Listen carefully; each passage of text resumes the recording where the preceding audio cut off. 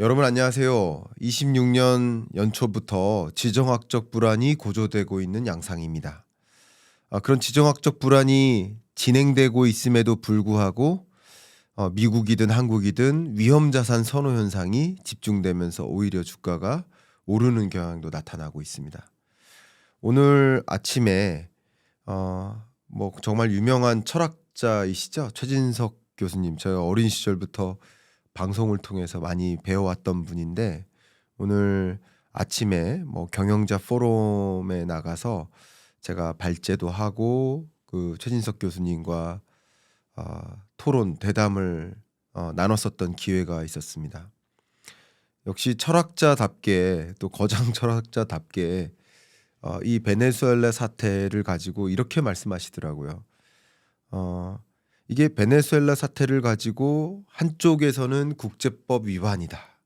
또 한쪽에서는 아니다. 이 베네수엘라 국민들을 위해서 그리고 독재 정권 혹은 부정선거 혹은 코케인 등과 같은 마약 이런 것에 가담하는 한 인물을 빼놓아 줌으로써 베네수엘라 국민을 위해서 좋은 일을 한 것이다. 이렇게 양쪽으로 이렇게 갈라진 입장이 첨예하게 이렇게 대립되고 있는 모습인 것 같아요. 그런데 역시 철학자답게 뭐라고 말씀하셨냐면 저는 좀 굉장히 강하게 와닿았었는데요. 그게 그거다. 같은 거다. 그리고 그게 그렇게 중요한 것이 아니다라는 말씀을 하시더라고요.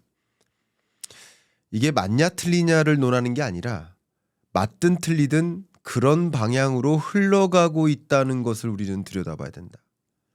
그런 방향으로 흘러가고 있다. 그러면 우리는 그런 방향으로 흘러가는 과정에서 나는 어떻게 대응할까? 나는 무엇을 준비할까?를 더 적극적으로 논의해야 된다라는 말씀을 주셔서 제가 굉장히 인상 깊었었던 적이 있었습니다.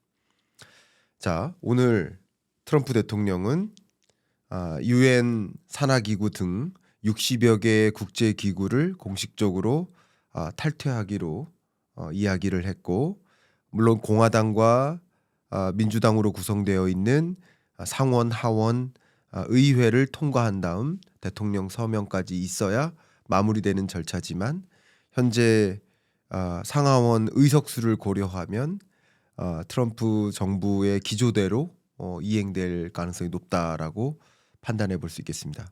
그러면 국제기구를 공식적으로 탈퇴하겠다라는 그동안에도 UN 파리 규율협약 탈퇴라든가 여러 가지 이유가 있었는데 국제기구의 의미, 유엔의 의미가 뭘까요? 특히 유엔의 의미. 유엔은 안전과 평화입니다. 두 가지 목적이. 그래서 안전보장이사회라든가 또 WHO 보건이라는 안전이죠. WTO 이런 여러 국제기구들 산하기구들과 함께 건전한 사회 개발 이런 것을 도모하는, 그래서 평화와 안전을 유지하기 위한 국제 어떤 회원국들의 공통된 의사결정을 내리는 또 국제법을 관할하는 그런 기관이라고 볼 수 있겠는데, 공식적으로 이것을 탈퇴한다라는 얘기는 어떤 의미냐, 이게 맞다 틀리다를 논하는 걸 떠나서 그러면 국제법을 무시하고 이런 추가적인 일종의 제국주의적인 행보를 계속해 나가겠구나.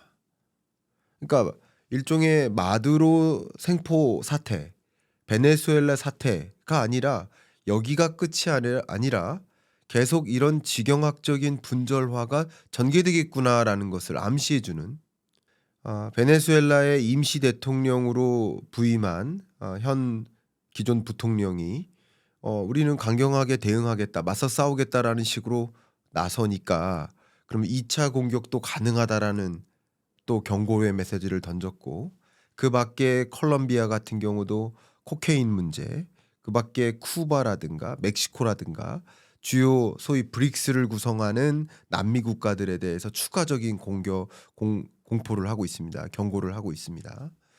그뿐 아니라 러시아 선박을 납포한다든가 그린란드를 내가 미국의 것으로 만든다든가. 왜냐하면 그린란드 주변에 그 북극 항로 주변에 소위 러시아 선박, 중국 선박 이들이 많이 다니니까 이게 안보적으로 위험하다라는 식으로 엄포를 놓는다든가 이런 여러 가지 트럼프식 행보는 결과적으로 지정학적으로 세계 경제가 이렇게 똘똘 뭉쳤었던 세계화가 가고 분절화, 파편화가 전개되는 또 이합집산으로 새로운 지구의 구성. 그러니까 지구가 두 개로 쪼개져서 각각의 지구가 나뉘어서 운용되는 듯한. 그래서 미국 우방국들, 중국 우방국들 둘로 쪼개져서 움직이는 행보가 아닐까라는 생각을 합니다.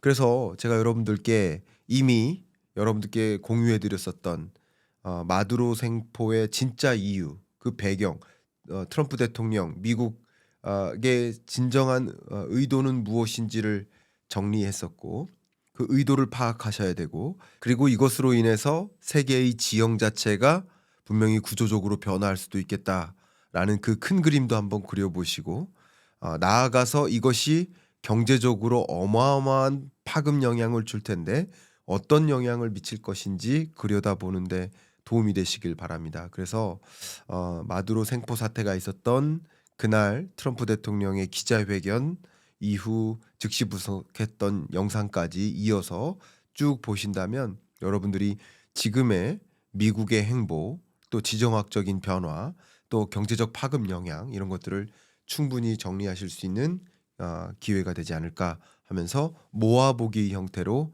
영상을 공유해 드립니다. 함께 시청해 보시면서 한번 이런 부분들을 명확하게 지정학적 결을 정리해 보고 가면 어떨까 의견을 드려보고 싶습니다.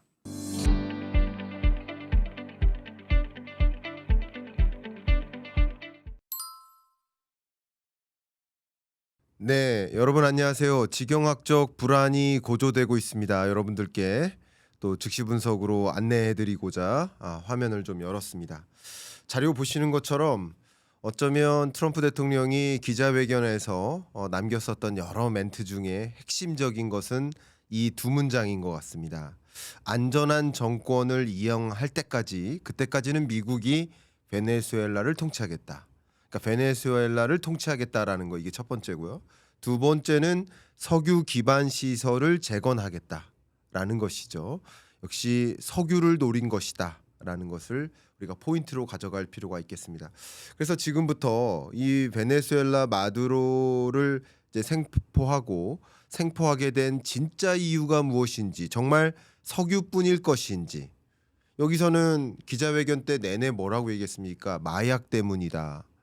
그리고 석유 기반 시설 우리가 재건하겠다. 근데 이것은 공공연하게 많은 사람들한테 보여준 표현이잖아요. 근데 그 내막에 보여지지 않은 숨겨진 의도가 분명히 있다고 생각을 하는데 그 부분을 제가 지금부터 정리를 해보도록 하겠습니다. 일단 트럼프 대통령이 의도한 진짜 이유 첫 번째 석유 패권 전쟁, 에너지 패권 전쟁을 빼놓고 얘기할 수는 없겠다. 네, 에너지 패권 전쟁이 포함된다고 생각합니다. 모든 전쟁, 역사와 함께했던 모든 전쟁에는 에너지가 빠지지 않습니다. 항상 에너지가 같이 포함됩니다. 그러니까 oil and war and oil 항상 같이 맞물려 돌아가는 거예요. 전쟁이 터지면 국제 유가가 급등한다든가 아니면 오일을 차지하기 위한 패권 전쟁을 벌이는 것이다. 그래서 제가 실시간으로 기자회견 내용을 라이브로 여러분께 말씀드리는 이 썸네일의 영상에서 구체적으로 어떤 경제적 파장이 있을 것인지 말씀을 드렸었습니다만 그때 여러분께 보여드렸었던 하나의 장표가 바로 이거죠. 베네수엘라가 가지고 있는 원유 매장량이 세계 1위다라는 거예요. 물론 베네수엘라의 원유가 고급 원유는 아니고 상대적으로 이제 중진류로서 저급 거의 폐유에 가까운 효율성이 낮은 그런 점도도 높은 그런 원유라고는 합니다만 어쨌든 그 원유를 확보하기 위한 또 지금 이 에너지 공학자들끼리 이야기하기로는 저도 이야기를 들어보니까 미국이 지금 개발하고 있는 셰일 오일, 셰일 가스 이것과 또 베네수엘라에서 생산할 수 있는 중진류를 합하면 경진류와 중진류를 좀 어느 정도 섞으면 또 최고급 부가가치가 높은 원유가 나올 수 있다라고도 이야기를 합니다. 이 부분도 잠깐 참조를 해주시고요. 어쨌든 에너지 패권을 노린 것이다라고 첫 번째 이야기를 해보겠습니다. 자료 보시는 것처럼 베네수엘라가 그동안 원유를 생산하고 있었는데 16년을 기점으로 원유 생산액이 급감해서 2020년 팬데믹 때 완전히 제로화됩니다. 그때 미국으로부터 수입하고 있는 수입액이 거의 0에 가까워지는 상황이었어요. 그 이후에 어느 정도 오일 생산량이 늘어나고는 있는데, 근데 여기서 중요한 것은 뭐냐면 이 자료 보시는 것처럼 제가 2011년 EIA 자료와 23년 EIA 자료를 가지고 비교를 해봤습니다. 에너지 정보청의 자료를 가지고 보면 베네수엘라의 크루드 오일, 이 원유를 수출하는데 2011년까지만 해도 미국이 40%였어요. 그리고 중국이 10%밖에 안 됐습니다. 근데 2023년 기준으로 보니까 중국이 68%예요. 미국은 23%로 쪼그라들었습니다. 중국이 굉장히 적극적으로 베네수엘라의 원유를 값싸게 수입했다. 물론 베네수엘라에 대출도 많이 해주고 투자도 많이 해줬는데 그것에 대한 대가를 값싼 원유로 조달받았다라는 평가도 받습니다. 근데 이 부분 굉장히 중요해요. 제가 조금 있다가 그 부분을 더 강조하겠습니다만, 뭐 중국이나 러시아나 인도나 이런 몇몇 브릭스 국가들이 베네수엘라로부터 값싸게 오일을 수입해 갔는데, 값싸게 또 정유 사업을 차지해 나갔었는데 이제 미국이 들어간다. 그럼 적어도 경제적으로 에너지 패권이라는 관점에서 이 브릭스 국가들, 특히 중국 같은 나라는 굉장히 기가 막힐 일인 거죠. 중국 입장에서만 본다면. 그러니까 이게 단순히 에너지 패권을 장악하고 끝나는 것이 아니라 나머지 중남미 국가들이라든가 브릭스 국가들이라든가 서방 강국들의 적대 강국들의 심기를 불편하게 만드는 전쟁의 확산 기조를 가져오게 할 수 있는 하나의 시발점이 될 수 있겠다라는 평가를 하지 않을 수가 없습니다. 이따가 그 부분은 더 구체적으로 말씀을 드리도록 하겠습니다. 두 번째, 트럼프 대통령이 정말 진심으로 노린 건 무엇이었을까? 저는 트럼프 대통령의 중간 선거 전략을 우리는 가정해야 된다라는 말씀을 누차 드려왔죠. 디베이스먼트 전략이다. 시중의 유동성을 많이 공급하고 돈의 가치를 많이 떨어뜨려서 나머지 자산 가치를 끌어올리는 일. 이게 중간 선거 전략이다. 쉽게 말하면 2026년 11월 중간 선거를 앞두고 대규모 유동성을 공급하고 금리를 인하하고, 그럼으로써 결과적으로 유권자들에게 높은 자산 가치를 선물해 주는 듯한, 그게 공화당의 중간 선거 전략인 것이다. 그러면 이 디베이스먼트 전략을 하려면 달러 가치를 떨어뜨리고 나머지 자산 가치를 끌어올리는 거예요. 이게 디베이스먼트예요. 근데 중요한 것은 그것을 기반으로 만들려면 기본적으로 유동성을 폭발적으로 공급하고 금리 인하를 단행하려면 뭐가 뒷받침돼야 돼요? 물가 안정이 뒷받침돼야 돼요. 그럼 물가를 잡기 위해서 어떤 수단을 강구할까요? 바로 국제 유가 하락을 유도하는 거죠. 지금까지 트럼프 대통령은 국제 유가 하락을 유도해 왔던 겁니다. 또 관세 전쟁 때문에 세계 주요국들이 신규 투자를 못 해요. 이것은 원유 가격 하락으로 이어진다. 그래서 관세 전쟁이 반드시 인플레를 초래하는 건 아니다. 디플레이션 압력을 가져다 준다. 국제 유가도 하락한다. 경기를 압박한다. 하방 압력을 준다. 그런 말씀을 그동안 드려왔었던 게 바로 트럼프 대통령의 중간 선거 전략하에 있는 부분도 우리는 감안해야 되겠습니다. 어쨌든 디베이스먼트가 선거 전략인 것이고, 그 선거 전략을 차질 없이 만들어가기 위해서는 물가 안정을 유도해야 되는데, 그 물가 안정을 유도하기 위해서는 뭐가 특효약이에요? 국제 유가를 떨어뜨리는 일이다. 그러면 지금 그동안 베네수엘라로부터 생산이 잠깐 중단된 원유 공급을 더 추가적으로 늘린다면, 특히 에너지 패권을 완전히 장악한 다음에 내가 적절한 수준의 에너지 공급량을 조달하는 방식으로, 그런다면 에너지 가격을 조절할 수 있겠죠. 에너지 가격을 통제할 수 있는 국가가 되는 거예요. 베네수엘라를 함께 한다면, 나아가서는 중동까지도죠. 자, 그런데 실제 방해가 되는 요소가 뭐였냐면 앞서서도 계속 강조해 드렸듯이 물가입니다. 미국 물가 상승률이 아직 완벽하게 안 잡혔어요. 대대적인 금리 인하를 원하는데 물가 상승률이 아직 2% 초반대로 안 떨어졌어요. 그러면 2% 초반대로 떨어뜨리게 만들기 위해서는 중국의 협조도 필요하고 중국으로부터 값싼 생필품도 들여오고 관세율도 떨어뜨리고 그리고 국제 유가도 떨어져 주면 좋아요. 그게 바로 중간 선거 전략인 것이다. 그래서 베네수엘라로부터 안정적으로 원유를 공급받아서 물가 안정을 도모하고자 하는 것이다. 특히나 미국에게 값싼 원유를 추가적으로 공급하면 적어도 미국 물가는 안정화하는 데 도움이 되겠죠. 그래서 중간 선거 전략으로서 지금 미국이 3.75%까지 금리를 인하했는데 추가적으로 금리 인하할 여지가 훨씬 많이 있다. 어떻게만 된다면 물가 안정만 된다면. 다만 여기서 중요한 거 물가 안정과 금리 인하는 같이 가져가야 되는 겁니다. 근데 제가 지금까지 말씀드렸던 물가 안정의 개념은 물가 상승률의 하락이에요.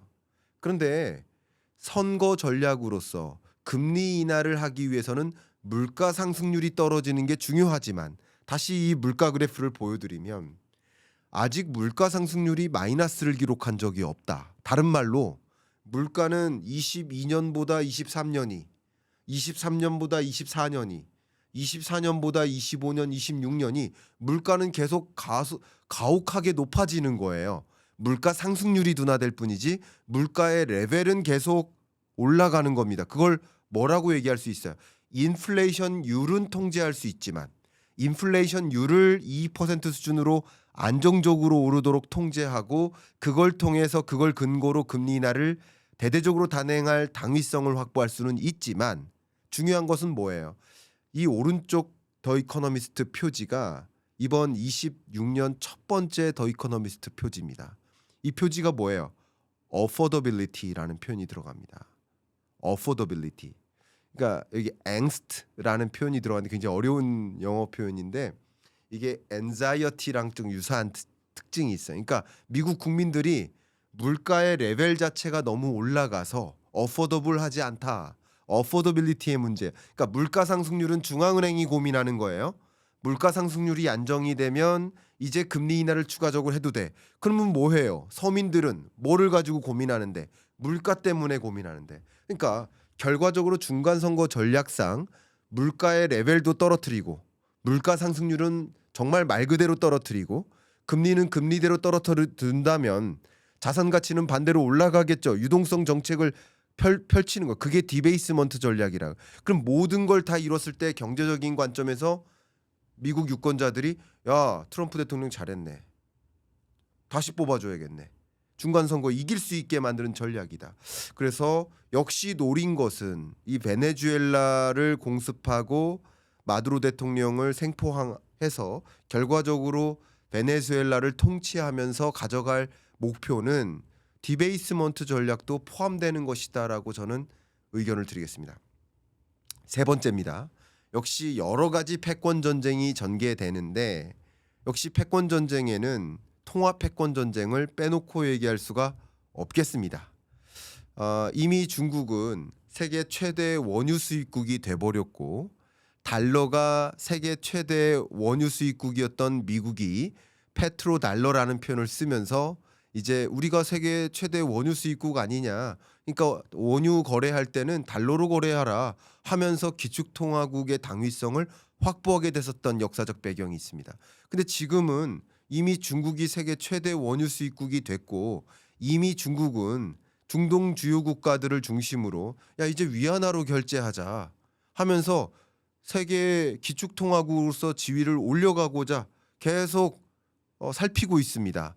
특히 남미 국가들, 아프리카 국가들 원자재 개발하고 원자재 생산하고 철, 비철, 금속, 에너지 원자재 다 포함입니다. 그런 거 참여하면서 위안화로 결제하자라는 요구를 굉장히 강하게 해오고 있습니다. 그 결과 이 자료 보시는 것처럼 세계 외환 시장에서 위안화의 비중이 지속적으로 올라가고 있어요. 아직 미국에 비할 때가 아니지만 이 중국이 위안화를 기축통화국으로서 자리하기 위한 움직임을 계속 해왔던 건 사실인 거예요. 그러니까 트럼프 대통령 입장에서는, 미국 국민들 입장에서는 이게 싫죠. 이 싹이 그대로 자라날 수 있도록 두면 안 되겠죠. 바로 그겁니다. 통합 패권 전쟁이에요. 그 통합 패권 전쟁의 결에서 중국이 가지고 나온 카드가 뭐였죠? CBDC, 디지털 위안화죠. 디지털 위안화는 국내에서 이미 통용되기 시작했어요. 공무원들이 월급을 CBDC로 받고 지하철 요금 결제하고 편의점 결제하고 바로 그러고 있습니다. 근데 거기서 멈추는 게 아니라 디지털 위안화의 국제 운영 센터를 설립하고 주요 플랫폼들을 더 강화해 나가기 시작합니다. 그러니까 CBDC로 뭐 무역 결제, 외환 결제할 수 있도록 계속 추진하고 있는 거예요. 그뿐 아니라 지금 미국이 또 서방 강국들과 함께 러시아에 대해서 경제 제재를 가할 때 22년에 스위프트망에서 러시아를 배제시켰었던 적이 있죠. 마찬가지 중국은 중국식 스위프트망을 만든다. 중국식 결제 시스템을 만든다 하면서 CIPS를 만들죠. 중국 국경 간 위안화 지급 시스템이죠. 이걸 필두로 브릭스 국가들과 또 실크로드 사업이라든가 뭐 중국이 유리한 뭐 그런 사업들 참여하고자 한다면 CIPS로 결제하라. 그러니까 중국식 스위프트망을 구축하고 있는 거예요. 통합 패권을 장악하기 위한 행보가 계속 이어지고 있고 그 동안에도 각종 원자재 공급망을 꿰차고 있다 보니까 히토류를 비롯한 그 히토류 수급받고 싶어? 그러면 위안화로 결제해. CBDC로 결제해. 그러면 공급해 줄게. 이렇게 하면서 세계적으로 많은 기업들이 위안화 지급 결제가 늘어나고 있습니다. 그러니까 이런 통합 패권 전쟁의 결에서 에너지 패권, 오일 패권을 쥐게 된다면 국제 유가를 핸들링할 수도 있지만 그 오일만큼은 위안화로 결제하지 마. 달러로 결제해. 달러의 통합 패권 전쟁의 결에서 스테이블 코인도 하나의 카드가 등장하는 것이지만 역시 이 오일 패권 전쟁은 거기서 끝나는 게 아니라 통합 패권 전쟁을 더 강력하게 추진할 수 있는 혹은 중국 위안화의 공습을 막을 수 있는 장치로서 작용할 수 있다. 세계 최대 매장량을 갖고 있는 원유 생산국으로서 베네수엘라를 자국화한다면, 자국의 통치권화한다면 그런 것도 가능하겠다라는 의견을 드립니다. 여기서 멈추지 않는다. 저는 여러 가지 고민을 했지만 기술 패권 전쟁이 이 밑바닥에 숨어 있다라고 판단합니다. 자, 왜 갑자기 기술 패권 전쟁이냐? 한번 말씀드려 보겠습니다. 제가 오늘 아침에 이 데이터를 확인해 봤는데 세계에 지금 보급된 데이터 센터의 개수가 1444개예요. 하루에 한 25개 꼴로 늘어나고 있는 모습입니다.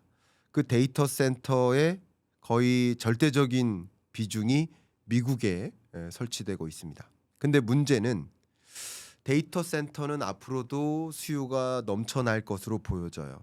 근데 제가 여러분들께 여러 번 설명드렸습니다만 각세종, 우리나라에 있는 가장 큰 데이터 센터, 네이버의 각세종, 이 각세종이 축구장 41개 사이즈인데요. 각세종이 얼마만큼의 전력을 소모할까? 우리 PD님 앞에 두 분 계신데 한번 퀴즈 맞춰보세요. 가장 가까운 도시 중에 인구 100만 도시가 어디 있어요? 여기 고양시가 100만이 넘어요. 106만.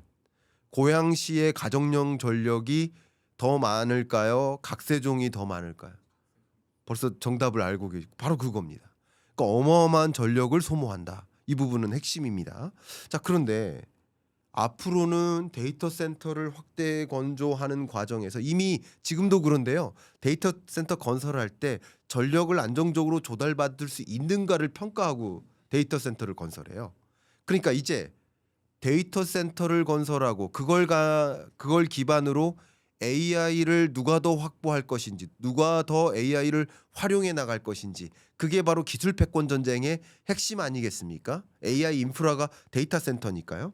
근데 제가 정말 얼마 전에 칼럼을 냈는데 그 칼럼의 제목이 전기를 쥔 자 세계를 지배한다. 이제 왜 그러냐면요.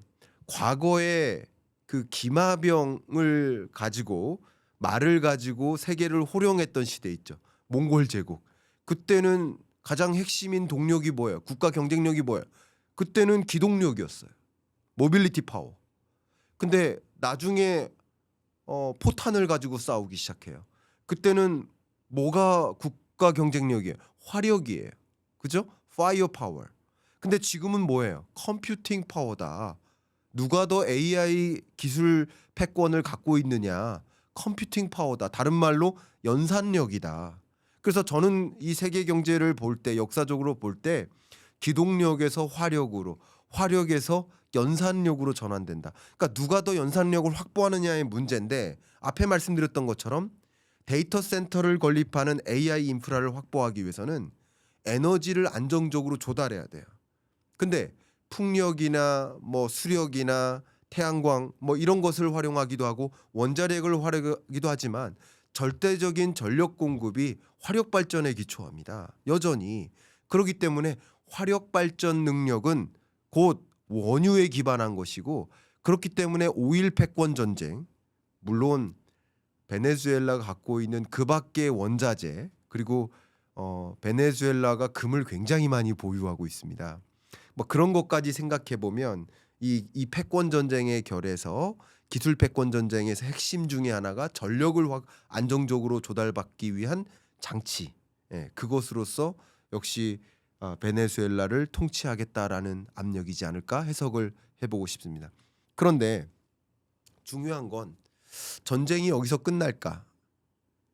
이 베네수엘라 공습에서 끝날까? 아니면 제가 말씀드렸던 것처럼 이게 전쟁의 확산 양상으로 갈 것인가?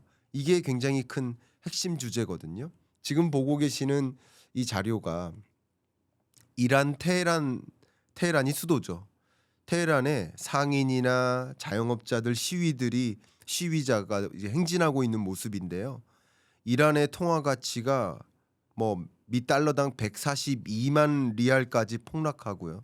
정말 이 이틀째 항의 시위를 계속해 왔는데 이란 반정부 시위 16명이 사망하는 일이 있었습니다. 하메네이가 강력한 진압을 예고하고 있고 안 된다. 트럼프는 개입하겠다 시사하고 있죠.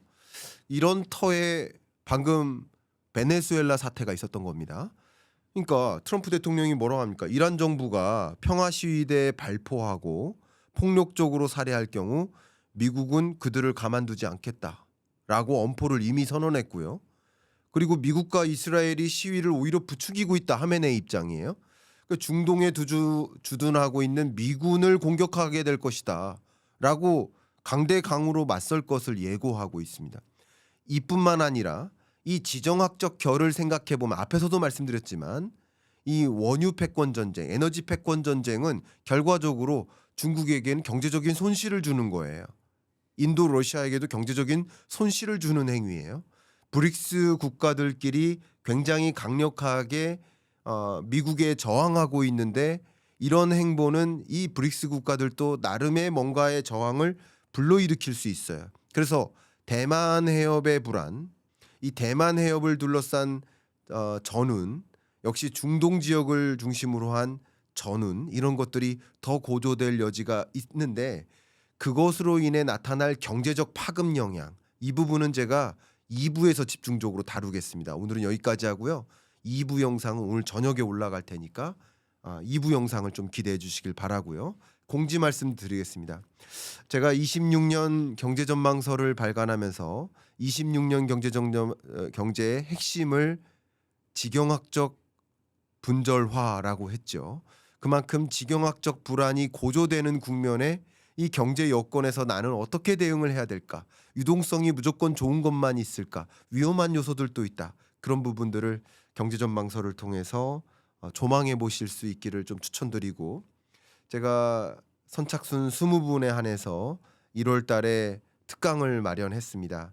그래서 여러분들이 26년 유동성 장세 대응할 만한데 근데 위험한 요소들이 같이 있는 위험한 유동성 시대이니만큼 우리는 어떻게 대응해야 될까 하는 것을 연초에 함께 조망해 볼 수 있는 시간을 마련했으니까 오프라인 특강에 좀 여러분을 초대하고자 합니다. 찾아와 주시길 바라고요. 그리고 여러분들이 연초에 새롭게 시작하는 이 시점이니만큼 거시경제의 지정학적 현상을 제대로 이해하고 대응하고 싶다라고 생각하시는 분들 제 오피셜 클럽 투자학교에 찾아와 주시면 어떨까. 자, 매일 여러분들과 뉴스를 공유하고 매주 줌 수업으로 더 소통하고 있고 매월 여러분들과 오프라인 특강으로 찾아뵙고 있습니다. 여러분 이 해당 내용들 고정 댓글 상단에 다 안내를 해드릴 테니까 찾아와 주시길 바라겠습니다. 그리고 2부를 기대해 주시면 감사하겠습니다. 지금 보고 계시는 이 그림처럼 제 26년 경제전망서의 키워드가 될 만한 그 단어 지경학적 분절화, 지오 이코노미컬 한 프래그멘테이션이 전개되고 있다.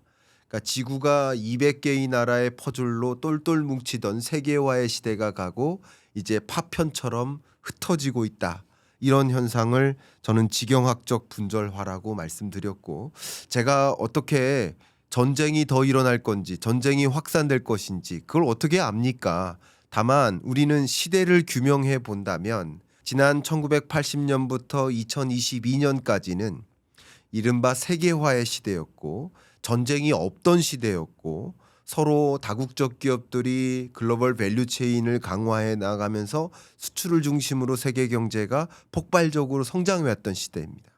그러다가 22년 연초에 러우 전쟁이 등장했고 그 러우 전쟁 이후로 세계 교육이 주춤해지고 그리고 역시 보호무역주의 기조가 확산하고요. 트럼프 대통령이 아니었어도 보호무역주의 기조는 더 커질 것이라고 판단해왔거든요. 이런 와중에 러우 전쟁이 등장했고 또 트럼프 대통령이 등장했고 그것이 좀 제국주의적인 이런 트럼피즘의 모습 행보를 지속적으로 보이고 있고 그런 것들이 지경학적 분절화를 추가적으로 야기하는 다시 인류는 늘상 그랬듯이 인류의 시작부터 그랬듯이 전쟁과 함께하는 평범한 역사로의 회귀가 시작됐다라고 판단하는 것이 어떨까. 그래서 22년부터 시작된 이 경제는 지경학적 분절화의 시대다.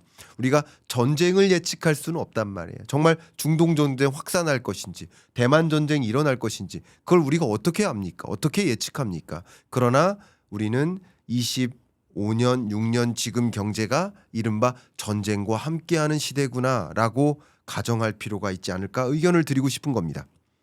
이코노미스트 표지에서도 22년 당시에 러우 전쟁이 발생했었고 앞으로도 이 킬러 드론스 그러니까 이 기술적으로 이건 기경학적인 이야기예요. 지금까지 지경학적인 이야기였고 기술 경제학적인 관점에서 봤을 때는 킬러 드론, 무인화, 무인 로봇, 무인 드론, 무인 전투기 이런 것들이 등장하면서 AI가 이 군수물자에 가미되면서 인명사살 없이 전쟁을 시작할 수 있게 된 거예요.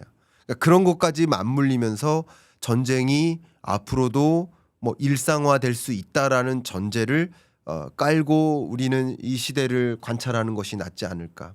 그리고 이렇게 적대국 진영에서 적대국과 적대국인 거죠. 이쪽 적대국 진영에서 전비를 강화하고 군수물자를 더 확대 보급하고 실제로 전쟁을 실제 실현하면 상대 국가는 어떻게 할까요? 역시 국방 장비를 더 강화하고 국방 예산을 더 키우고 그 공격이 있을 때 보복으로 맞대응하고 보복은 보복의 흐름으로 가는 거죠. 그런 관점에서도 본다면 지금의 결은 전쟁과 함께하는 역사다라고 가정할 수 있지 않을까 의견을 드려보고 싶습니다. 자, 그러면 일단 마두로는 어떻게 정권을 차지했는가 하는 질문에 대해서 가볍게 답변을 드리고 이야기를 시작해 볼까 합니다. 지금 그림 보시는 것처럼 여러분 잘 알고 계시는 45대 베네수엘라 대통령이죠. 뭐 독재자로 알려져 있죠. 독재일 뿐만 아니라 베네수엘라가 원래 친미였었는데 반미 국가로 변모시켰던 장본인이죠. 예. 근데 이 독재자 차베스 이 독재자가 장기 집권의 토대를 완전히 마련했었는데 중간에 골반암이 있었어요.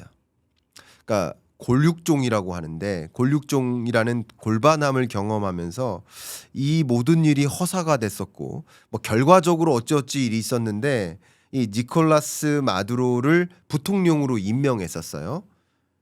근데 2013년부터 지금 12년이 넘었죠. 이제 횟수로는 13년이 되는 거죠.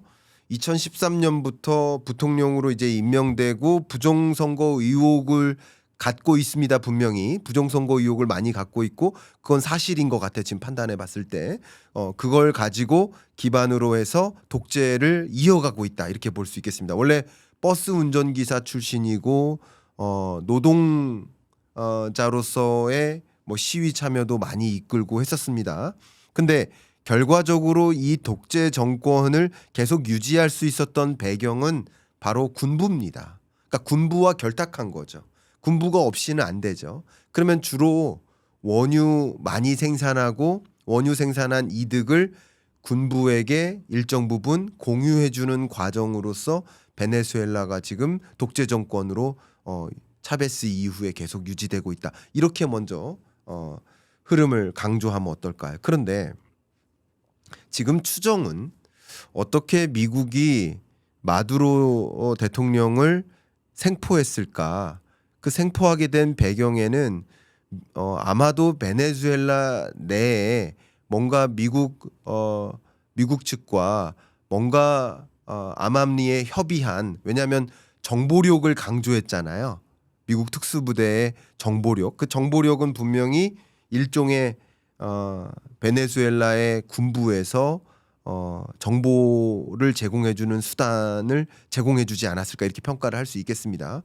그런데 지금 한 가지 전개되는 국내 정치적 현상은 뭐냐면 베네수엘라의 내적 분절화가 전개되고 있다. 둘로 나뉘고 있다는 거예요. 어떻게 나뉘느냐? 일단 첫 번째, 부통령 같은 경우는 베네수엘라의 유일한 대통령은 마두로다. 아직까지도 마두로가 대통령이다라고 주장해요. 왜냐하면 부통령은 역시 마두로에게 임명받은 인물인데 이 부통령이 이렇게 주장해야만 정치적 입장을 가질 수 있겠죠.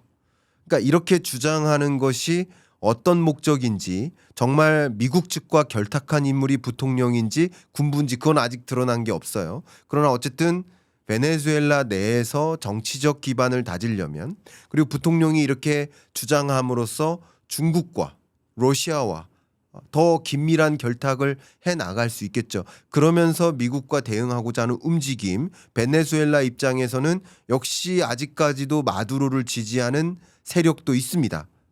그런데 자료 보시는 것처럼 잠깐 자료를 보여드리는데 베네수엘라 내에서는 내부적으로 환호하고 거리 행진하는 사람들도 있어요. 이게 뭐죠? 우리가 드디어 독재 정권으로부터 벗어난다.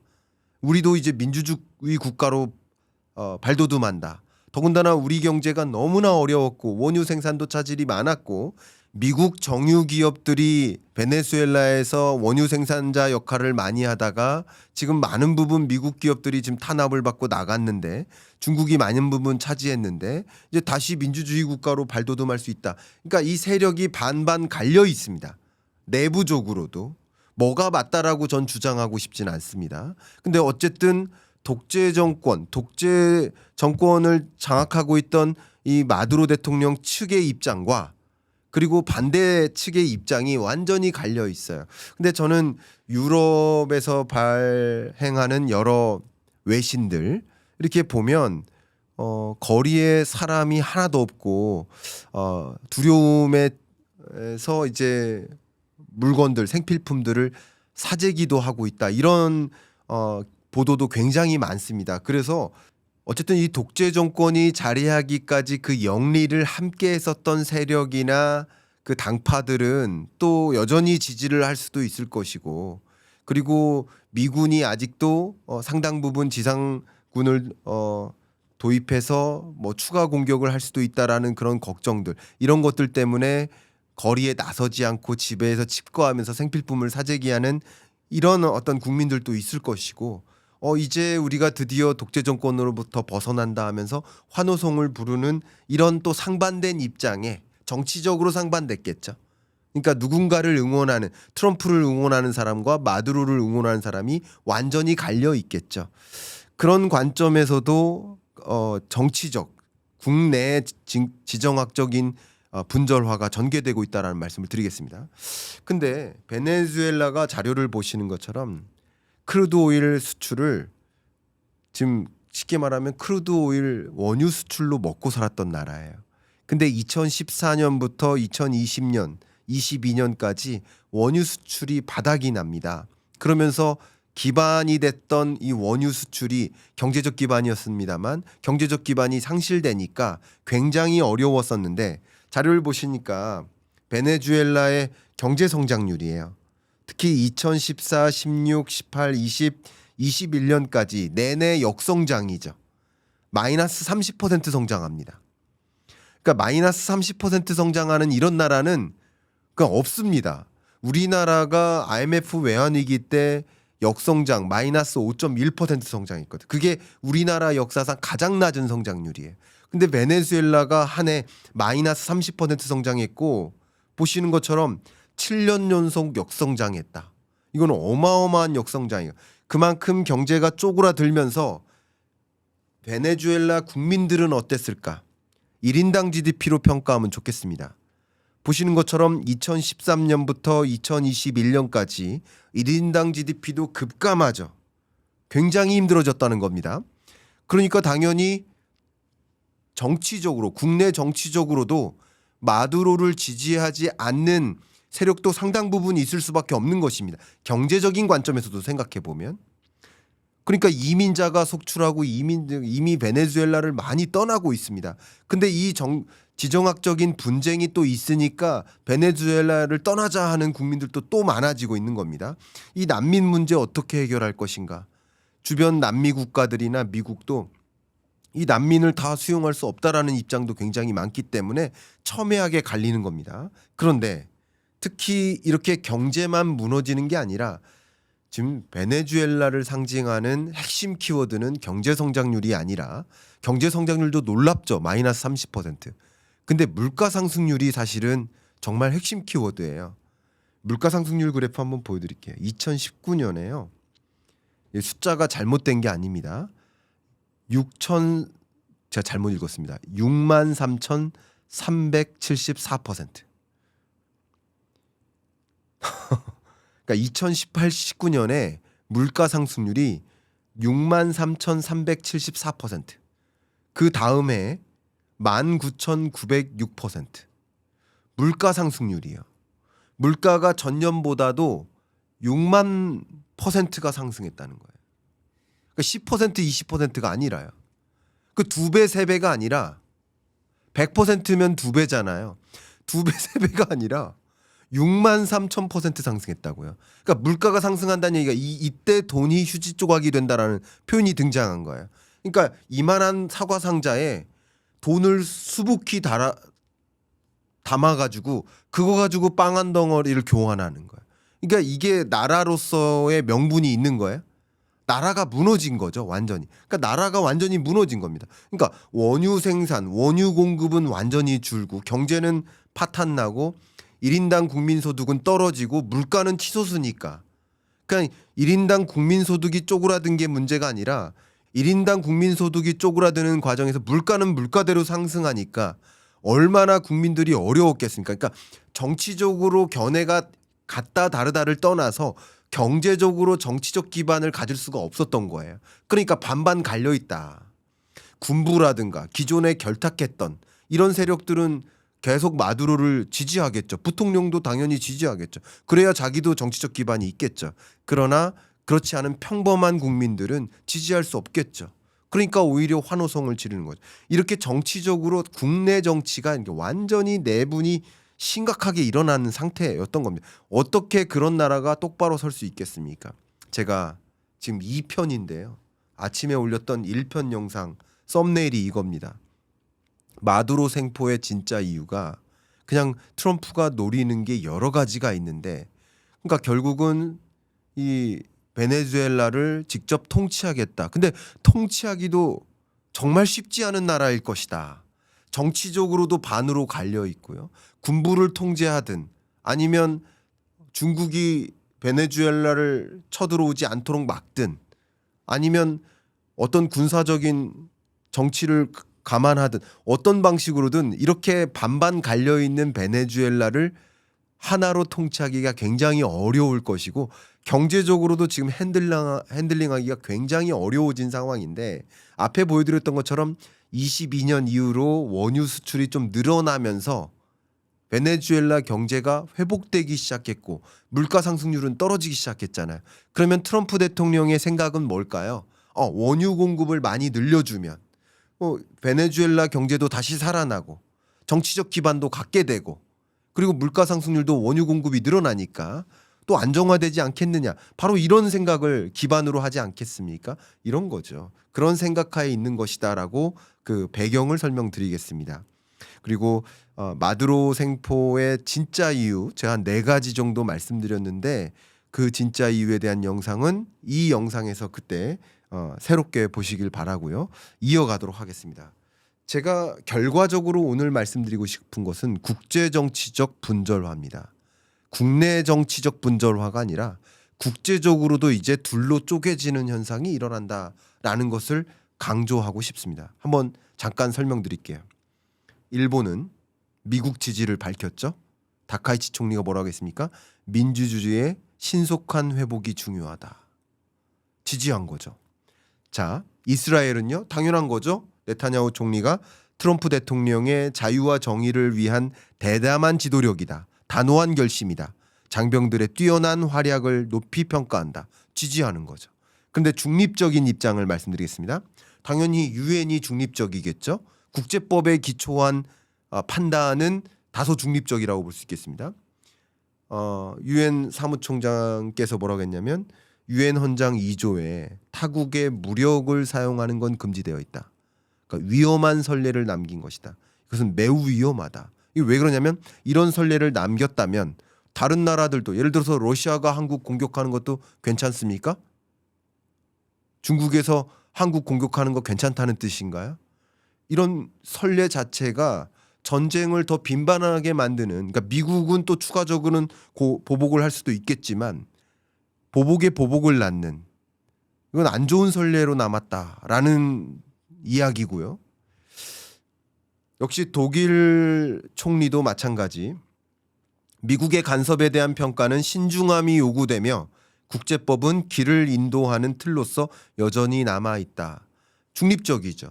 그러니까 미국 우호적인 우방국에 해당되긴 하겠지만 그렇지만 이렇게 국제법을 무시해가면서 아무리 상대 국가가 부정선거로 독재자로서 역할을 하고 있다고 하더라도 국제법이라는 것을 무시하면서 그것을 차지하는 것이 말이 되느냐라는 주장인 거죠.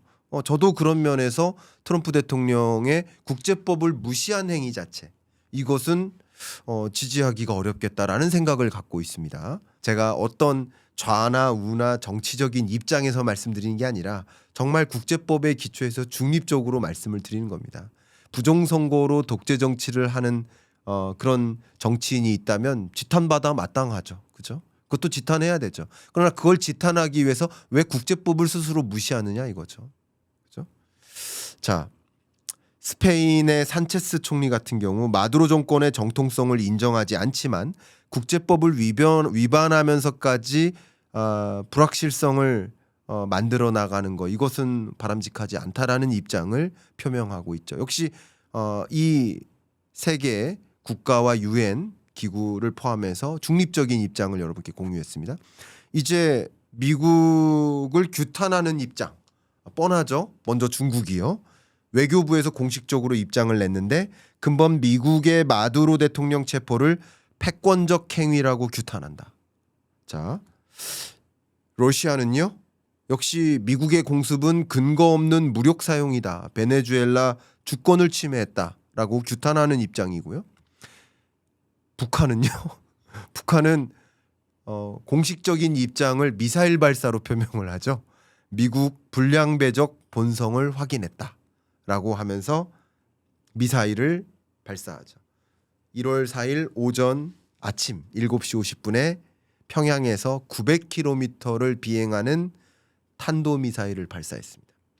최근 들어서도 계속 2025년 1월에는 1100km, 그러니까 1100km면 평양에서 부산까지도 가능한 범주니까 이것은 한국으로서도 무섭죠. 그러면 북한이 우리나라한테 미사일 발사하는 것은 정당성 있다는 얘기입니까? 정당화될 수 없는 국제법 무시라고 저는 생각을 합니다. 어쨌든 지금 잠깐 제가 여러 국가들을 커멘트해드린 것처럼 지경학적으로도 분절화가 일어나는 거죠. 그러니까 중국 우방국들과 미국 우방국들 그리고 중간자적 입장으로 구분되는 모습입니다. 이게 세계가 하나의 지구본이 아니라 흩어지는 지경학적 분절화의 현상이다라고 말씀드립니다. 자, 그럼 지금까지 말씀드렸던 이런 현상들 때문에 경제적으로 정말 섬뜩한 무서운 어떤 파장이 있을 수 있겠는데 첫 번째 국제 유가입니다. 국제 유가 면에서 일단 지경학적으로 더 분절화되면 전쟁의 양상으로 간다면 그러면 예를 들어서 원유 수입을 중국 같은 경우 러시아 같은 경우 베네수엘라에 일정 부분 의존하고 있는데 이 원유 공급이 원활해지지 않으면 국제 유가는 상승할 수도 있죠. 또 지경학적으로 불안해지면 베네수엘라를 통제하면 수출 통제하거나 이런 식으로 움직인다면 당연히 국제 유가 상승 요인이 되는 거죠. 그러니까 국제 유가가 하락하다가 상승할 수 있죠. 근데 단기간에는 그렇지만 장기간에 걸쳐서는 결국 미국이 베네수엘라를 안정적으로 통치한다. 그리고 안정적으로 원유 생산을 늘려나간다. 그러면 장기적으로는 원유 가격 안정의 흐름으로 갈 수 있겠죠. 그래서 단기 전망과 장기 전망이 다르고 이 지경학적 양상이 더 첨예하게 국제 전쟁의 양상으로 전운이 깃돈다. 그럼 국제 유가는 더 상승할 수 있고 반대로 여기서 마무리되네. 트럼프의 의지대로 그냥 그대로 마무리되네 한다면 국제 유가의 안정 흐름은 야기될 수 있겠다. 두 번째, 역시 지경학적으로 이렇게 더 전쟁 확산으로 가느냐 아니냐에 따라 다르겠지만 확산의 양상으로 간다면 금 가격은 더 튀겠죠.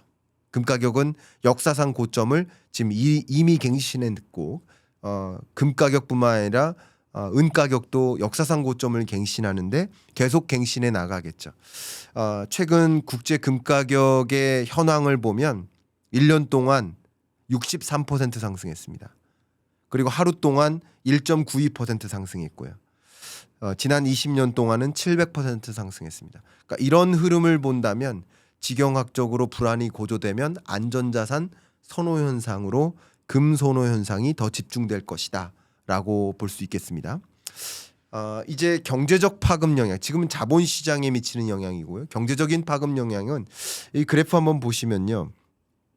1980년부터 2007년까지 금융위기 전까지는 이른바 세계화의 시대, 글로벌라이제이션의 시대, 그리고 2008년 금융위기 이후 GDP 대비 교역액이 차지하는 비중이 점차 정체돼요. 이런 흐름이 슬로벌라이제이션, 글로벌라이제이션이 슬로워된다. 슬로벌라이제이션이 전개되다가 22년 러우 전쟁을 계기로 GDP 대비 교역액이 차지하는 비중이 이제 감소하는 흐름. 이게 바로 분절화의 흐름, 프래그멘테이션의 흐름이다라고 정의를 드리겠습니다. 그래서 결과적으로 지경학적 분절화가 더 추가적으로 야기된다면 경제 성장률은 하향 안정화, 저성장 고착화되던 터였는데 더 저성장화하게 되는 더 하방 압력으로 존재할 것이다라고 의견을 드려보겠습니다. 지금까지 말씀드렸었던 2026년을 조망하는 지경학적 분절화의 내용을 담고 있는 그 책이 제 26년 경제전망서고 26년을 분절점이라고 표현을 하기까지 했습니다. 그만큼 세계 경제를 조망하는데 지정학적인 결에서 우리는 경제를 들여다보실 필요가 있겠다라고 추천을 드리고요. 제가 1월 24일 날 오프라인 특강을 하는데요. 여러분 이렇게 유동성을 폭발적으로 공급함과 동시에 이 지경학적 불안 등과 같은 위험성도 고조되는 그런 국면이니만큼 어떻게 나는 자산 관리해야 될까, 포트폴리오 관리해야 될까 궁금해 하시는 분들 계실 겁니다. 여러분들 오프라인 특강에 좀 초대를 해드리고자 하니까 고정 댓글 상단을 확인하셔서 그 링크로 신청해 주시길 바라고요. 끝으로 26년을 저와 함께 시작해 보시면 어떨까? 유튜브 이상으로 더 많이 소통하고 싶으시다. 거시경제나 지경학적인 행방을 더 면밀히 포착하고 싶다 하신다면 매일 저와 소통하는 방법이 있죠. 또 매주 줌 수업도 하고 매월 이렇게 오프라인 특강도 개최합니다. 제 오피셜 클럽 투자학교에 함께 해 주시면 어떨까? 고정 댓글 상단에 링크를 안내해 놨으니까요. 참조해 주시길 바라고 이상 이렇게 인사드리도록 하겠습니다. 그 앞에 말씀드렸던 그 진짜 이유 어떤 배경에서 이런 마두로를 생포한 것인지 분석한 영상은 별도로 있으니까 해당 영상 참조해 보시길 바라면서 이상 마무리하겠습니다. 감사합니다. 안녕하세요. 새벽 2시 22분입니다. 트럼프 대통령의 기자회견, 백악관 기자회견이 있었고 해당 내용 정리하고 결국 이 공습과 또 마두로 대통령을 체포한 이 결과 그 배경은 무엇이고 그 결과적으로 경제적으로는 어떤 영향이 있을 것인지 해당 이야기 하나하나 말씀드리도록 하겠습니다. 자, 백악관에서 트럼프 대통령의 기자회견이 있었고요. 이 기자회견에서 핵심 메시지는 우리는 그 베네수엘라의 국민이 안녕하기를 바란다. 그리고 이 베네수엘라 국민의 안녕을 생각하지 않는다면 굳이 따지면 다른 누군가가 베네수엘라를 장악할 위험이 있다. 예를 들면 러시아나 뭐 중국이나 그 밖에 다른 나라들이 베네수엘라를 장악할 위험을 감수할 수 없다, 우리는.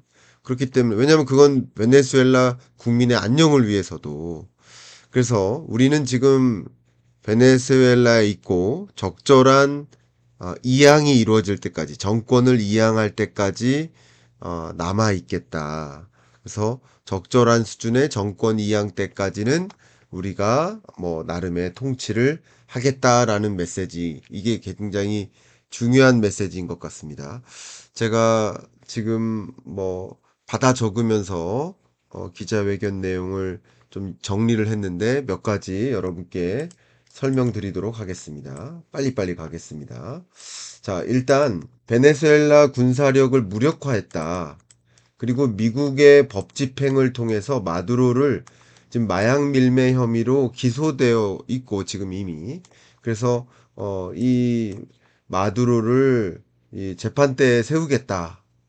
그리고 다시 존경받는 나라가 됐다. 미국이 존경받는 나라가 아니었는데 내가 트럼프가 통치를 하면서 존경받는 나라가 되지 않았느냐. 미국의 군사력이 가장 강하다라는 얘기를 100번이나 반복했습니다. 정말 많이 반복했습니다. 베네수엘라를 다른 사람이 장악하는 것을 원하지 않는다. 그래서 우리가 장악해야 된다. 그동안 훨씬 더 큰 공격을 감행할 준비가 돼 있다. 지금 첫 번째 공격도 굉장히 강했지만 뭐 어떤 상황이 되어서 두 번째 공격을 할 수도 있는데 그 공격은 더 힘들 것이다. 그러니까 누구도 우리에 맞서지 말라라는 얘기예요. 석유 기반 시설을 재건할 것이다. 이 부분 굉장히 중요하고요. 지금 무너져 있다시피 한 베네수엘라의 석유 기반 시설을 재건하겠고 주로 석유 기업들, 어, 주로 정유 기업들이 그 돈을 받고 석유 기반 시설을 재건할 것이다. 이렇게 볼 수 있겠습니다. 이 부분도 굉장히 중요하고 주식시장에는 이 부분이 직접적으로 영향을 미칠 것이라고 보여집니다. 또 보겠습니다. 안전한 정권 이양 때까지는 미국이 베네수엘라를 통치하겠다. 이 부분 중요하고요. 왜냐하면 마두로는 불법적인 독재자이기 때문에 소위 불법적인 독재자다라고 트럼프 대통령은 생각하고 있는 거예요. 그리고 수많은 미국인들이 그 때문에 죽었다. 엄청난 양의 불법적인 마약이 미국 전역에 고통을 주었고 그들이 보낸 갱단이 미국 여성을 강간하거나 아이들을 고문하거나 살해하는 일을 벌여왔다. 이게 트럼프의 주장인 거예요. 그래서 집권 이후 전역에 범죄가 진압되고 안전한 나라가 되었다. 그러니까 내가 집권해서 미국 전역에 안전한 나라가 되지 않았느냐.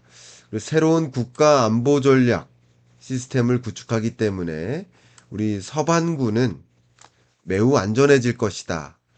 미국뿐만 아니라 남미도 안전해질 것이다라는 표현을 하고 있는 거예요. 자, 마지막 페이지입니다. 역시 국방부 장관이 강력하게 얘기를 했고요. 물론 이어서 어, 장군도 이야기를 했고 이 전쟁을 지휘한 그리고 역시 여기 옆에 있는 국무부 장관도 이야기를 했는데 누가 베네수엘라를 운영할 것인가라는 얘기에 대해서 길게 얘기를 했는데 어쨌든 미국은 힘을 통해서 평화를 만들 만한 타의 추종을 불허할 만한 군사력을 갖고 있는 나라다. 그러니까 미국이 통치하겠다. 베네수엘라를 통치하겠다. 안전하게 정권을 이양할 때까지는 미국만이 할 수 있는 대담한 작전이었다. 이건 군사력을 굉장히 많이 강조하고 있습니다. 특히 정보력을 강조했는데 마두로를 이 법의 심판대에 세우기 위해서 수개월 동안 정보를 탐색해 왔고 그것을 바탕으로 미국 합동군의 전문성, 프로페셔널리즘, 프리시즌, 정확성 이 두 가지를 계속 강조합니다. 그래서 결과적으로 이런 작전을 안정적으로 수행한 것이다라고 이야기를 합니다. 자, 이제 중요한 얘기 하나하나 가겠습니다. 이제 이 경과가 어떻게 전개됐는지 말씀을 드리고 그리고 이 공습한 배경은 궁극적으로 무엇이며 그리고 향후 어떤 경제적 영향이 있는지를 즉시 분석해 드릴 수 있도록 하겠습니다. 자, 자료 보시는 것처럼 미국이 베네수엘라를 공습했는데 미국의 최정예 부대죠. 특수부대 델타포스에 의해 체포가 된 겁니다. 자, 그리고 보시는 것처럼 마두로 부부가 같이 체포가 됐고요. 그동안 굉장히 체계적으로 오랫동안 군사적 긴장감이 고조되다가 실제 지난밤 베네수엘라 정권을 말 그대로 7차례 폭발음을 내면서 생포하기에 이르렀어요. 그래서 생포했다고 역시 트럼프 소셜미디어 상에서 생포했다. 부부를 생포했다라고 했고, 그리고 기자회견 하겠다. 라고 이렇게 명시를 했는데, 한 30분 넘게 늦었죠. 그리고, 이게 하나의 경과라고 볼 수 있겠습니다. 자, 그러면 지금부터 뭐 가장 중요한 내용이죠. 베네수엘라를 공습한 배경은 무엇이냐? 앞에서도 이야기했지만 루비오 장관이 뭐라고 얘기했어요? 미국 내에 형사재판을 받기 위해 체포했다. 이렇게 이야기했잖아요. 무슨 형사재판일까요? 바로 트럼프 1기 때 이미 기소를 했거든요. 2020년에 마약 테러범으로 코카인 수입에 공모했다. 이런 여러 가지 혐의로 미국에서 이미 기소됐고 그리고 검찰의 공소장을 보면 이 마두로는 카르텔 데 로솔레스라고 하는 마약 밀매 조직의 지도자 중 일원이다 라고 검찰이 공소장에 제기를 했습니다. 대량의 코카인이 미국으로 들어오도록 하는데 관여한 인물이다 라고 이야기해 왔고요. 최근에는 베네수엘라에서 오는 소위 우리 뭐 예를 들면 이것은 마약을 싣고 오는 배아라고 판단 내려지면 바로 공격을 통해서 마약 운반선을 격침해 왔던 일이 있어요. 계속 그래 왔습니다. 한번 자료를 보시면 해당 영상이에요.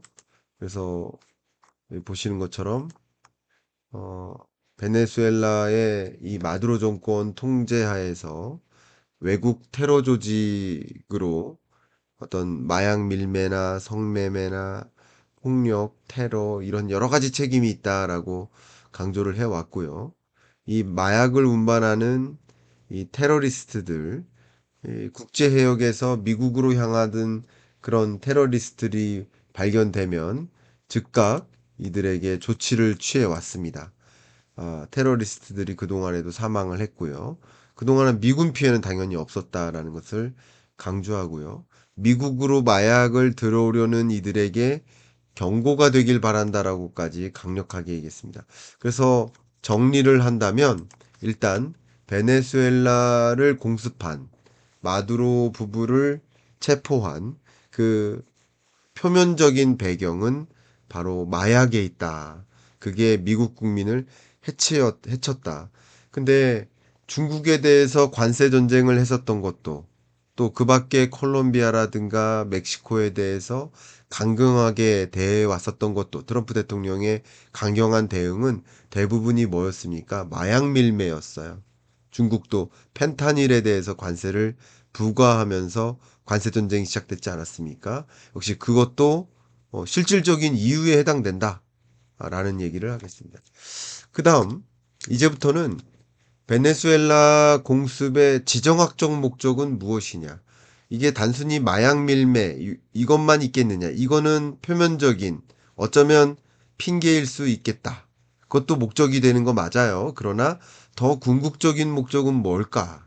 바로 석유 패권의 장악이다라고 볼 수 있겠습니다. 자, 왜 그러하냐? 자료 보시는 것처럼 일단 전 세계 원유 매장량이에요. 지금 매장량을 보여드린 겁니다. 원유 매장량 기준으로 보면 오펙 회원국들이 82%인데 이 오펙 회원국 1위 매장량을 갖고 있는 나라가 바로 베네수엘라예요. 그러니까 압도적인 원유 매장량이 있고 다만 석유 공급 시설이 많이 붕괴된 것도 사실이에요. 그동안. 그런데 결국은 어, 베네수엘라를 장악하겠다라는 것은 석유 패권을 장악하겠다라는 것이고, 그럼 석유 패권을 장악하면 세계 원유 시장에서 장기적으로 봤을 때, 단기적인 건 아닙니다.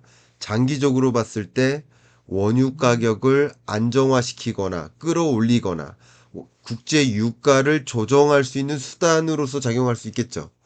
왜냐하면 미국 본국에서도 셰일가스 셰일오일을 적극적으로 개발하고 있고 트럼프 대통령의 공약이고요. 그게 주력 비즈니스고요. 예, 나아가서 이 베네수엘라를 공습함으로써 통치함으로써 미국 정유사들이 석유 개발 사업을 더 적극적으로 하도록 함으로써 적절한 석유 패권을 장악하고 그것을 통해서 이 석유 패권을 장악하면 그게 통화 패권 장악에도 영향을 줘요. 지금 이미 미국은 원유 수입에 있어서 중동 산유국으로부터의 원유 수입국으로 1위였던 나라가 아니거든요. 지금은 중국이 1위국이 됐잖아요.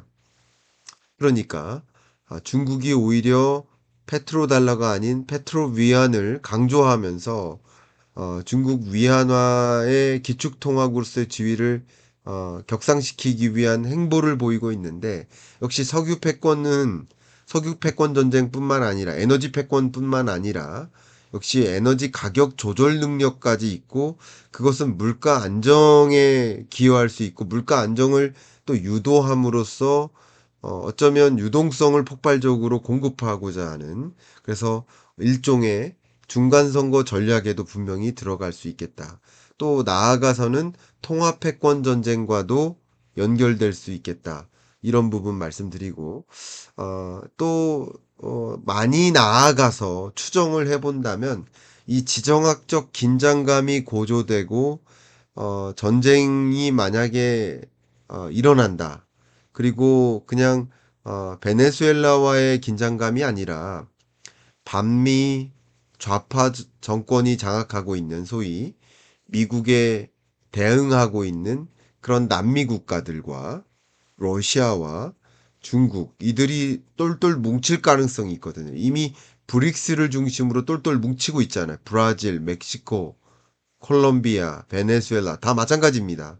이들이 중국과 굉장히 강하게 결탁하고 있고 러시아도 역시 함께하고 있고 뭐 인도도 마찬가지죠.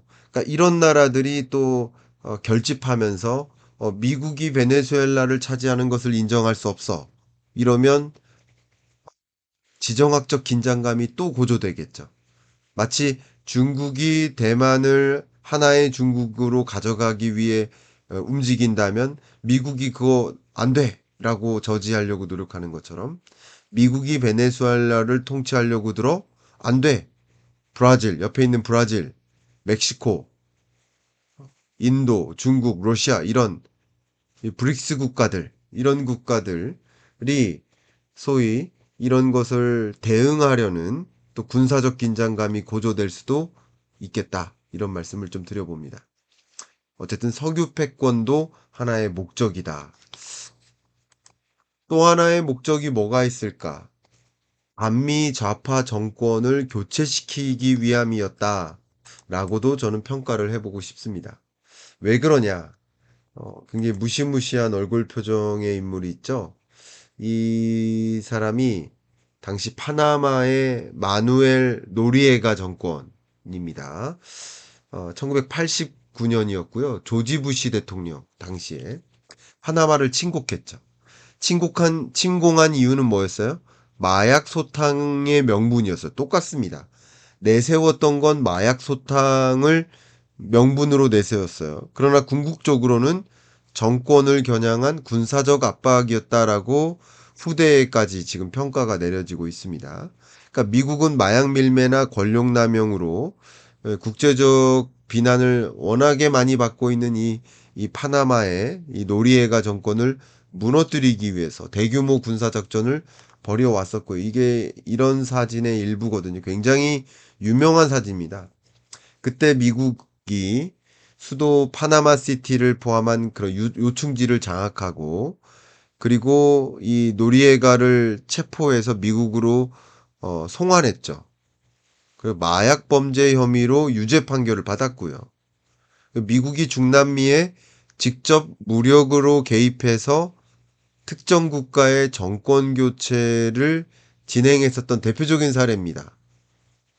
자, 마치 이런 것처럼 거의 후대의 트럼프 대통령의 이 오늘의 행보를 이렇게 기억하게 되지 않을까라는 생각이고요. 그게 이 역사가 그랬으니까 이번에도 그래 라고 말씀드리는 게 아니라 예를 들면 지금 보시는 것처럼 브라질의 룰라 대통령하고 굉장히 강하게 긴장감을 펼쳐오지 않았습니까? 왜냐하면 내정 간섭에 항의하고 미국이 보복 관세 때리고 그리고 뭐 브라질, 페루 철도망 구축에 중국과 협력한다고 그것도 그만하라고 경고하고 이러면서 굉장히 긴장감이 있었는데 역시 마찬가지 아니겠습니까? 이때 트럼프 대통령이 전 브라질 대통령이 있죠. 보우소나루. 이 대통령에 대한 재판을 중단하라. 이거 그러니까 이제 룰라 대통령 입장에서는 그건 내정 간섭이다 하고 첨예하게 대립된 적이 있어요. 역시 반미 좌파 정권에 대한 압력을 가한 사례. 너무나 유명하지만 역시 셰인바움, 클라우디아 셰인바움, 멕시코 대통령이죠. 멕시코 최초의 여성 대통령입니다. 근데 이 여성 대통령의 뭐 주요한 내용을 설명드린다면 좌파 정당, 국가재생운동이라는 좌파 정당 소속으로서 24년에 당선됐거든요. 환경과학자예요. 박사예요. 환경론자고요. 그러니까 머리부터 발끝까지 트럼프 대통령하고 완전히 달라요. 우냐 좌냐 친환경이냐 뭐 환경 무시냐 여러 가지가 완전히 다르죠. 어, 이분과도 굉장히 치열하게 다퉜었죠. 기억나시죠? 초반부에. 어, 근데 지금 마두로는 어떤 인물이냐? 원래 버스 기사 출신으로 알려져 있죠. 너무나 유명하죠. 그래서 버스 기사로 일하면서 노동조합의 투쟁에 나서면서 노동운동가 출신의 정치인이 됐고요. 기존에는 차베스였었고 이 베네수엘라에서 차베스 이후에 굉장히 오랜 세월 독재자로 자리하고 있는데 사실 25년 1월부로 이 또 삼선 임기가 시작된 거예요. 삼선이 6년이에요. 그러니까 사실상 2031년까지 재임할 수 있도록 지금 이번에 임기가 결정된 거예요. 그러니까 이때 24년에 당시 부정선거 의혹이 있었고요. 그 부정선거를 통해 사면임을 강행했다. 이렇게 평가를 받고 있어서 국제사회로부터도 뭐 그닥 정권의 어떤 정당성을 받지 못하고 있는 굉장히 극심한 대립이 있었어요. 근데 마두로 정권이 오늘 사실상 종결된 거죠. 1월 3일부로. 근데 지금 이 마두로 정권이 정권을 유지할 수 있었던 이유는 원유를 수출하고 원유 수출한 그 수입액을 가지고 군부와 일정 부분 나누는 이런 구조인데 결국 트럼프 대통령이 이 베네수엘라에 있는 군부와 어떤 식으로 결탁해 나갈 것인지 어쩌면 저의 한 가지 판단은 이번 마두로 대통령을 생포하는 과정에서는 어쩌면 베네수엘라 군부와 어떤 부분에 결탁이 있지 않았을까, 협조를 구하지 않았을까. 그리고 우리가 이 마두로 정권을 빼앗으면 또 나름의 군부에게 뭔가를 제공해 주겠다라는 이런 종류의 결탁이 있지 않았을까 하는 판단을 해봅니다. 자, 이런 것들이 어쨌든 반미 좌파 정권을 교체하겠다라는 의도, 정치적 목적도 분명히 담겨 있다라고 저는 판단합니다. 자, 이제 끝으로 여러분들께 경제적으로 어떤 파급 영향이 있을까라는 이야기를 말씀드리면서 정리하겠습니다. 일단 보시는 것처럼 국제 유가가 굉장히 강하게 하향 안정화되고 있었어요. 그렇죠. 국제 유가가 하향 안정화되고 있었다. 그리고 지금 EIA, 미국 에너지 정보청의 국제 유가 전망에 따르면 25년 국제 유가보다도 26년 국제 유가는 더 추가적으로 하락할 것이다.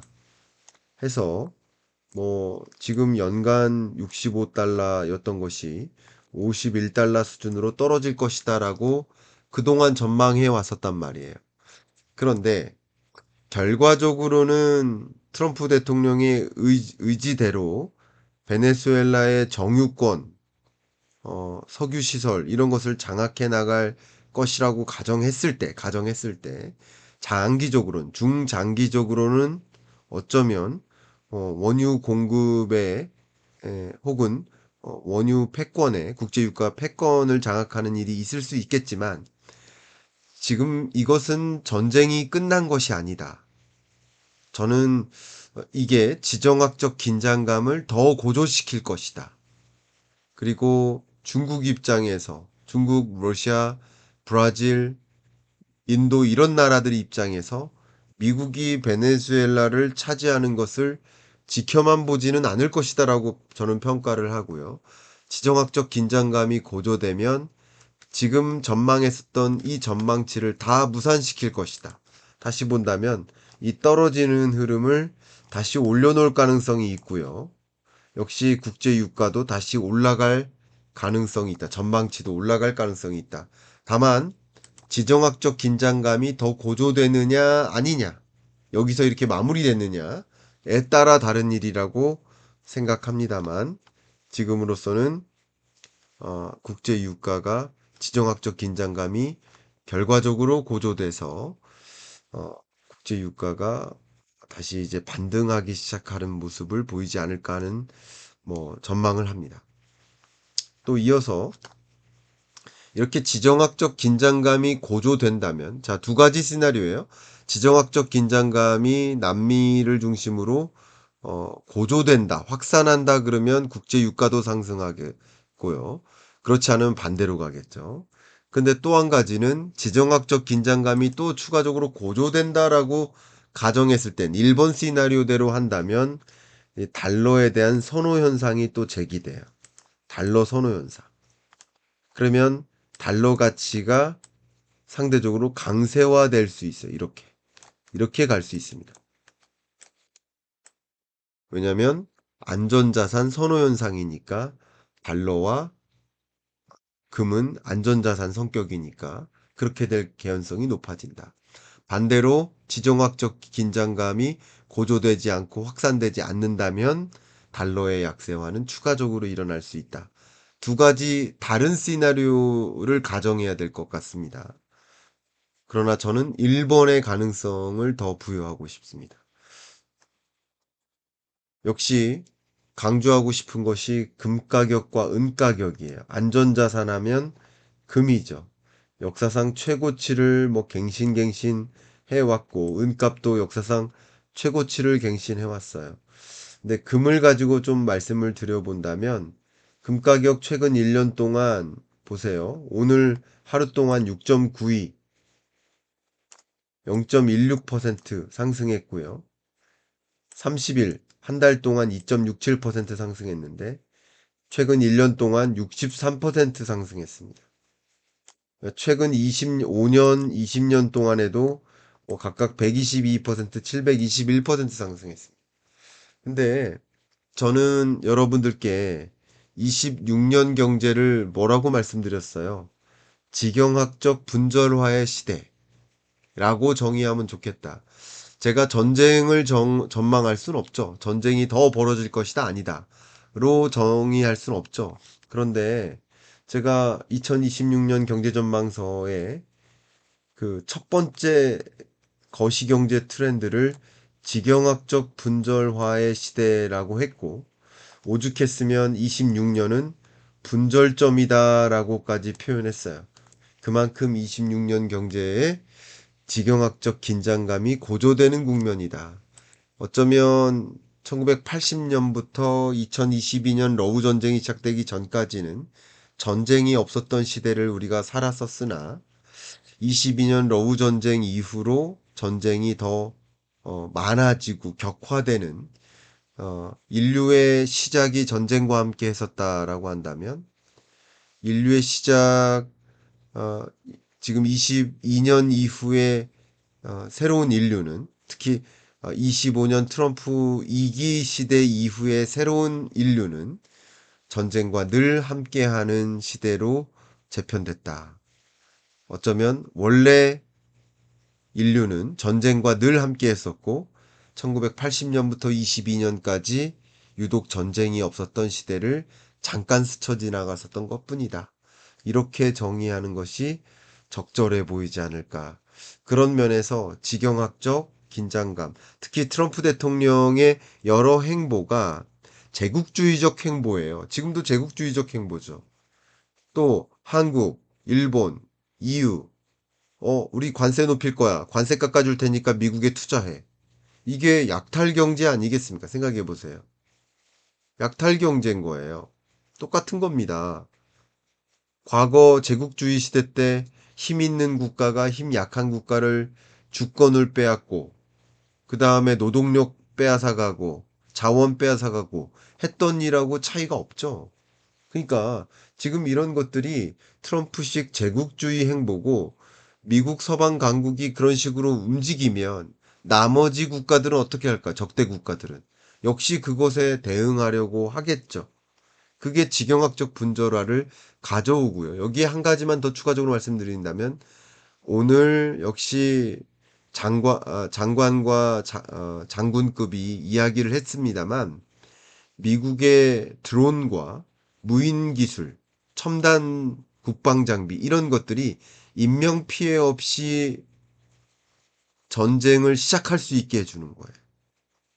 이런 것들까지 생각해 보면 지금 우리는 지경학적 분절화의 시대를 살고 있다. 그래서 유독 26년을 이렇게 정의하면서 금 가격이 상승하는 몇 가지 이유로서 이야기를 해드렸던 거죠. 거기에 제가 강조하고 있는 유동성 파티, 지경학적 분절화와 유동성 파티, 이 두 가지 요소를 조합해 보면 금 가격의 상승 흐름을 가늠할 수 있겠다. 이렇게 의견을 드려봅니다.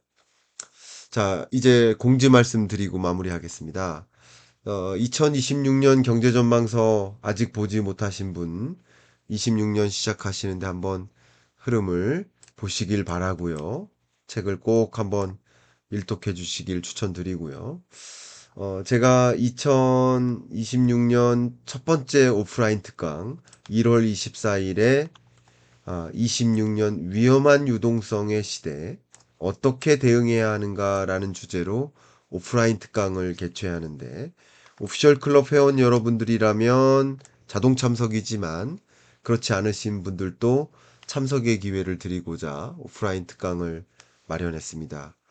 새해 첫 번째 오프라인 특강이니까 고정 댓글 상단을 보시면 이 해당 참석할 수 있는 신청 링크 남겨드릴 테니까 책과 강의를 통해서 26년의 흐름을 한번 조망하는데 참조가 되기를 바라는 마음 담아서 이렇게 말씀드립니다.